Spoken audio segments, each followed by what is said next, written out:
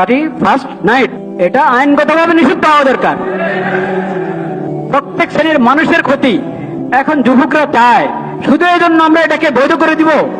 এটাকে আইনগতভাবে নিষিদ্ধ করা দরকার। যদি সরকার মানুষকে ওই পথে চালাতে দেয় যে পথে মানুষের ফায়দা, তাহলে এটা করবে।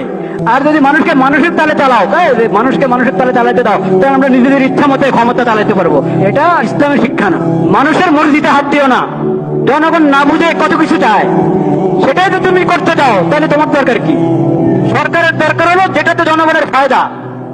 দেখেন, জনগণকে তাদের মন মতো চলতে দিয়ে উল্টা তাদের উপরে জুলুম করতে থাকে। এটা হলো সরকারগুলোর নীতি। আমরা মনে করি যে জুলাই আগস্টের আন্দোলনের পরে যে সরকার এসেছে, সেই সরকার এমন হবে না। সেই সরকার হবে যেটাতে জনগণের ফায়দা এভাবে পরিচালিত করবে। সেই ফায়দা কোত্থেকে পাবে বলেন? নবী করিম সাল্লাল্লাহু আলাইহি ওয়াসাল্লাম সিরাতের মধ্যে কি করবে?